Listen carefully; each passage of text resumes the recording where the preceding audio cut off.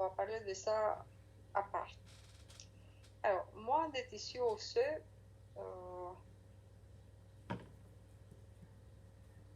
il y a deux types de modifications, l'ostéoporose et l'ostéolyse. Après, on a des modifications avec plus de tissus osseux. Ça veut dire plus de calcium. Ça veut dire opacité des types osseuses en plus ou augmentée.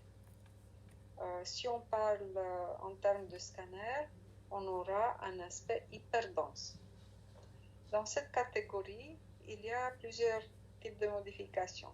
L'ostéosclérose ou ostéocondensation, la périostose, ça veut dire des modifications au niveau du périoste, parce que vous savez déjà que le périoste n'est pas visible normalement, comme il est normal.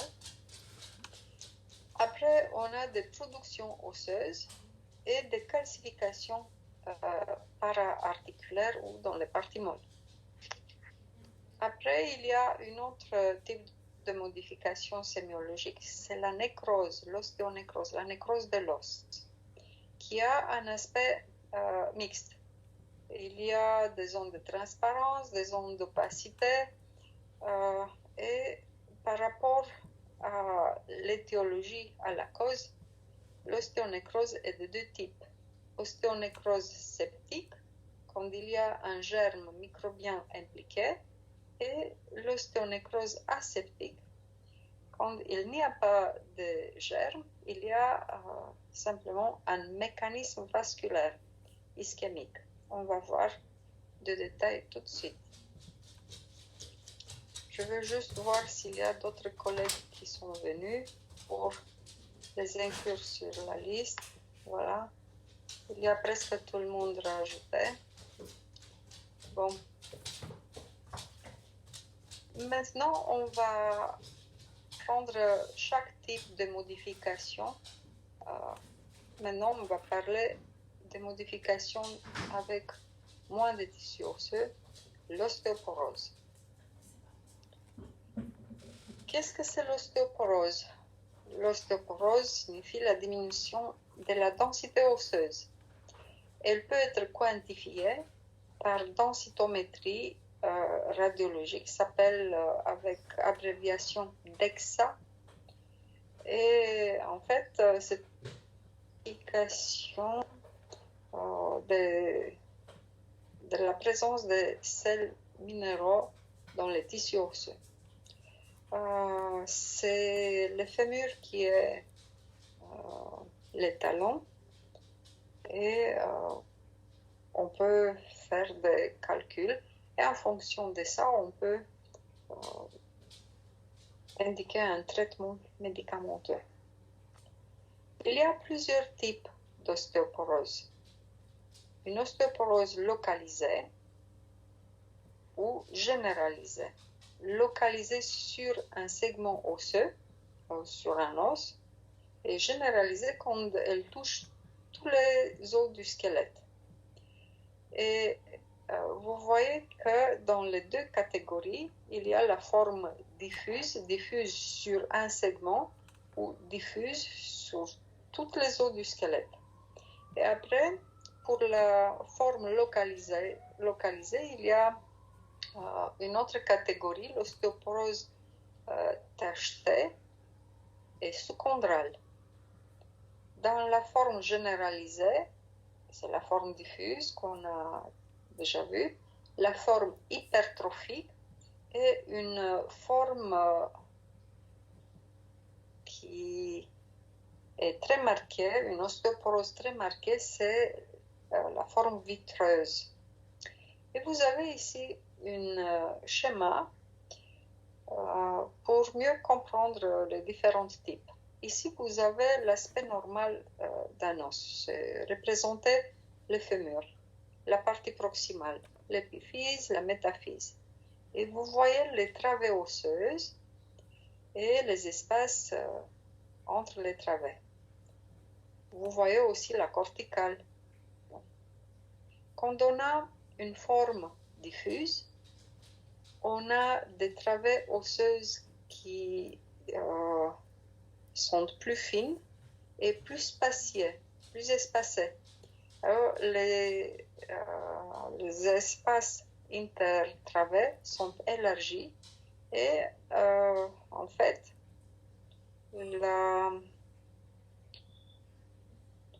la densité osseuse est diminuée. Dans les espaces, il y a plus de moelles osseuses. Alors, les travées, vous savez, elles sont orientées en rapport avec l'action des forces sur les différents segments osseux.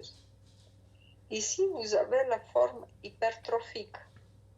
Les travées sont plus épaisses et on a aussi les espaces entre les travées élargis. La forme localisée sous-chondrale, elle est représentée ici. En fait, il y a une zone de déminéralisation au-dessous de la corticale osseuse. Et la forme tachetée, vous la voyez ici, on verra des zones transparentes à l'intérieur de l'os. C'est un autre type de déminéralisation localisée. Si on veut représenter l'ostéoporose au niveau d'un corps vertébraux ou au niveau d'un os spongieux, vous avez ce modèle. Les travées osseuses et les espaces entre les travées dans un os spongieux normal et l'aspect quand on a une ostéoporose. Alors, moins de travées, elles sont espacées et elles sont plus épaisses. Maintenant, des exemples. Vous avez ici une radiographie comparative des jambes, des faces, la jambe droite, la jambe gauche. On voit seulement les 2/3 inférieurs des deux jambes. Et par rapport aux radiographies normales, on retrouve une corticale osseuse amincie, aussi à droite qu'à gauche, aussi sur tibia et aussi sur le péroné, avec un canal médulaire élargi et un aspect plus transparent de l'os par rapport à la normale. Alors, c'est un aspect typique d'ostéoporose. Avant de l'apparition de la possibilité de quantifier par DEXA, on calculait sur des radiographies des jambes un rapport entre l'épaisseur de la corticale osseuse et le diamètre du canal médulaire. Alors, à l'époque, c'était fait comme ça. Dans l'autre image, il y a dans son ensemble sur l'os un aspect plus transparent, mais on retrouve des travées osseuses opaques, épaissis, avec des espaces intertravéals élargis. C'est un type d'ostéoporose de type vitreux, ou hypertrophique, pardon. Alors, on se retrouve ici, hypertrophique. Dans l'autre image, il y a une zone de transparence localisée au niveau de la cheville droite, au niveau du tibia. C'est une ostéoporose localisée sous-chondrale. Alors, quand on a des aspects comme ça, on sait qu'il y a une atteinte unilatérale. Ici, vous avez un autre exemple, radiographie comparative de deux mains, de face, la main droite, la main gauche. Vous avez l'aspect normal des os au niveau de la main gauche, au niveau du carpe, du métacarpe, des phalanges. Et si vous regardez à droite, il y a des zones transparentes prédominant au niveau épiphyso-métaphysaire, touchant les métacarpes, tous les métacarpes de tous les doigts, toutes les phalanges dans les mêmes localisations et aussi tous les os du carpe. En fait, l'épiphyse et la métaphyse est plus touchée parce que là, vous savez, il y a de l'os spongieux. Alors, retenez s'il vous plaît cet aspect d'ostéoporose localisée, chondrale aussi. Un autre exemple, radiographie centrée sur la main, en position de face. Vous retrouvez l'aspect typique d'une ostéoporose localisée sous-chondrale qui touche plusieurs phalanges et aussi les métacarpes. Le 5e doigt, il est avec le même type de modification. Et en fait, cette ostéoporose localisée est secondaire à un autre processus que vous le retrouvez ici. Il y a une tuméfaction dans les parties molles, il y a une destruction du 4e métacarpien dans sa partie distale et il y a une zone d'ostéosclérose au niveau de la phalange proximale du 4e doigt. Alors, l'ostéoporose peut représenter une réaction de l'os qui se trouve dans la proximité d'un processus infectieux ou tumoral ou inflammatoire ou d'autre nature. Ici, vous avez un schéma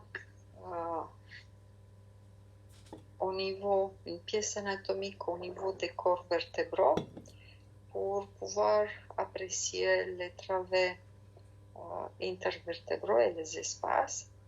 Vous avez ici une image zoomée pour voir mieux les espaces entre les travées qui sont élargis et à cause de la fragilisation de l'os de la vertèbre, le disque intervertébral va pousser sur le plateau vertébral et on aura cet aspect de hernie intrasomatique, Schmorl, qui est typique dans les modifications dégénératives sur un fond d'ostéoporose.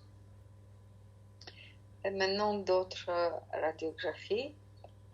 Radiographie de profil centrée au niveau du rachis lombaire parce que vous reconnaissez la courbure caractéristique, la lordose et la première vertèbre sacrale, la S1. Alors, S1, L5, L4, L3, L2, L1. Les disques intervertébraux se trouvent par ici. On ne le voit pas, on voit juste l'espace qui correspond au disque.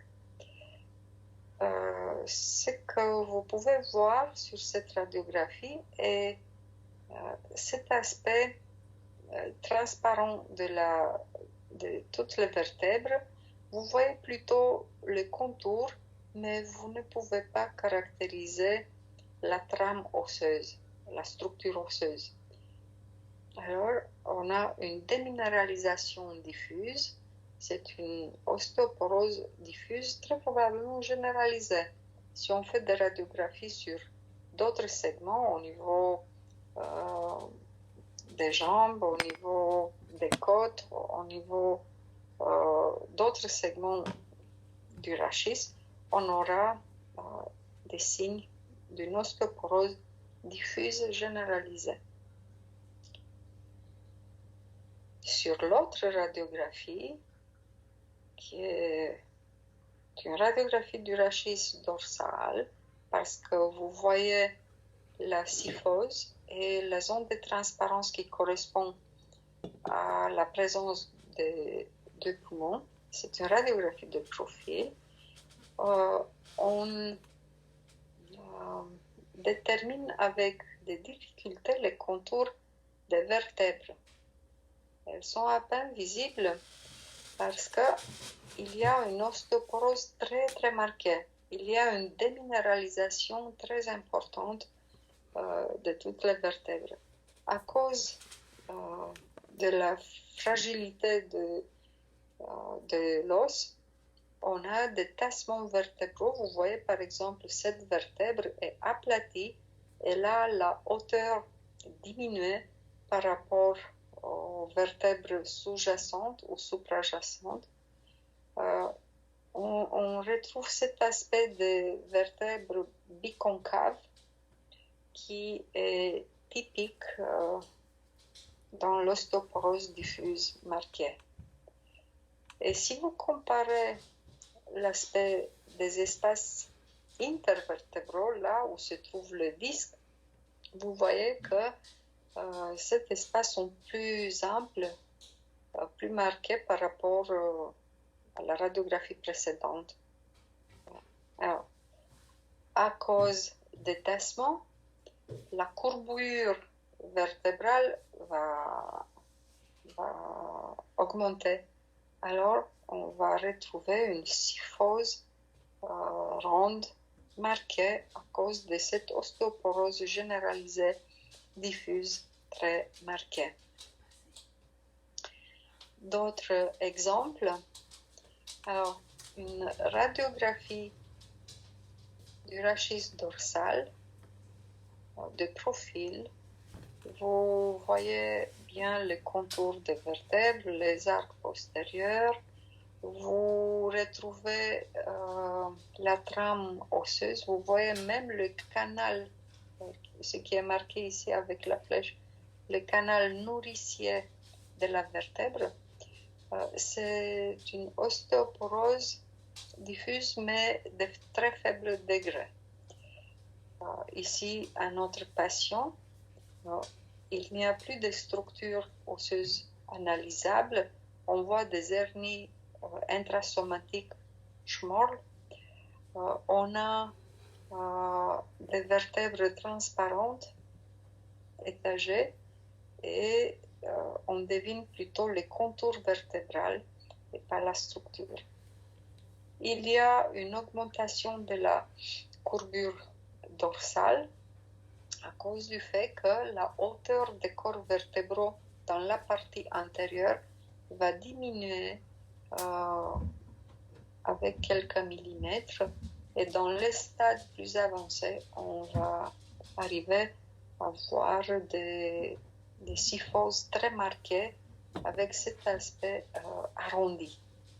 Retenez cet aspect arrondi qu'on le retrouve dans l'ostéoporose chronique diffuse parce qu'il y a aussi d'autres maladies qui vont déterminer des kyphoses, mais de type angulaire. Voilà. Alors, différents degrés d'ostéoporose chronique diffuse visibles sur cette radiographie des profils au niveau du rachis dorsal. Un autre exemple, cette fois-ci sur des vertèbres lombaires. On a déjà discuté cet aspect biconcave des vertèbres, les contours bien visibles. On devine les travées osseuses, si je vous le montre, mais sur l'autre radiographie, qui est d'un autre patient, vous voyez que les vertèbres sont tassées, l'aspect biconcave est plus marqué et les disques intervertébraux dont cet aspect hypertrophié augmenté en hauteur. Il n'y a pas de travées osseuses visibles sur les corps vertébraux. Quand on a d'autres techniques d'imagerie, on va retrouver le même type de modification, mais avec d'autres termes à utiliser du point de vue sémiologique. Par exemple, ici, c'est une coupe de scanner, une reconstruction en plan sagittal centré sur la jonction lombosacrale. Là, c'est la S1. Vous retrouvez la lordose caractéristique lombaire. Vous voyez la vertèbre L5, L4, L3. Vous devinez quelques travées qui sont éloignés un de l'autre. Vous voyez discrètes empreintes des disques sur le plateau vertébraux, sur la vertèbre L5, et des modifications plus marquées avec cet aspect biconcave au niveau de la vertèbre L4 et une hernie schmoll intrasomatique marquée au niveau du plateau supérieur de la vertèbre L3. Les disques sont amples, sont avec une hauteur augmentée. Dans l'autre image, c'est un IRM de la région dorsale inférieure et lombaire. On a aussi la première vertèbre sacrale visible. C'est en plan sagittal en T1 parce que vous voyez le LCR qui est noir en hyposignal.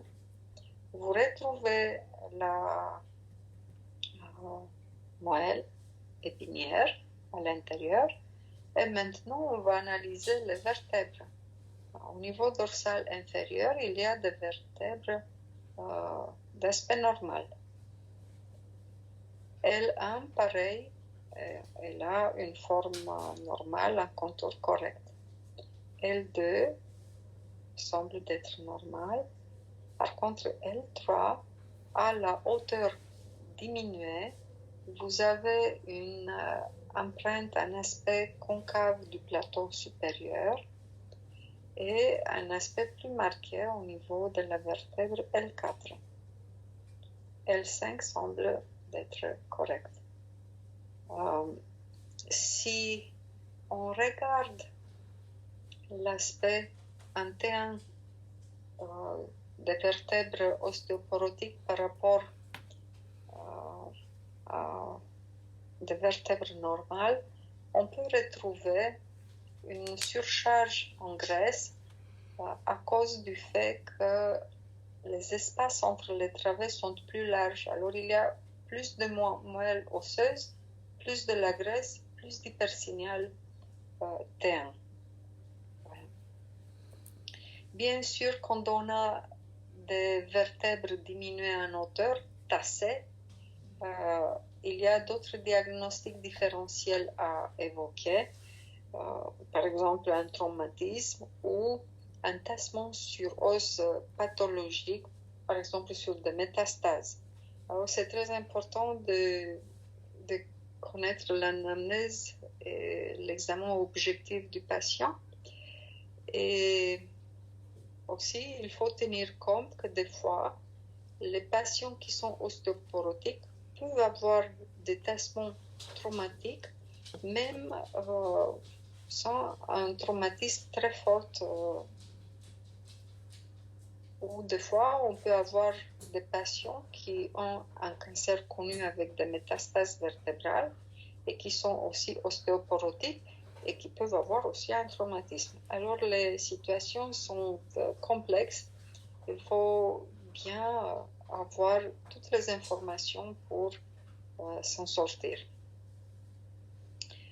Vous pouvez retenir que s'il y a une suspicion de fracture vertébrale, le scanner peut nous aider parce qu'on peut retrouver plus facilement des interruptions de la corticale osseuse.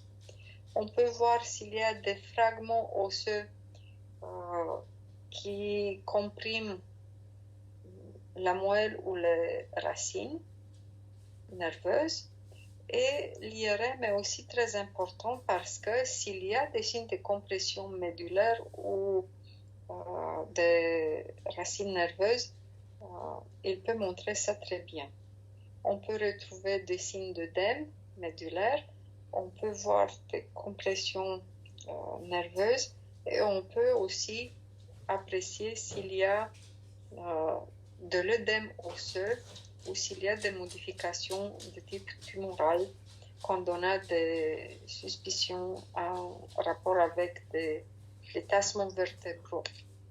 Donc, bien sûr, c'est important si on a plusieurs examens à comparer en évolution, comme ça on va donner plus d'informations aux cliniciens. Ici, on a une transparence diffuse très marquée au niveau de tous les os de la jambe. On devine seulement les contours de la corticale. En fait, c'est la forme vitreuse de l'ostéoporose parce que ça ressemble à un verre. Voilà.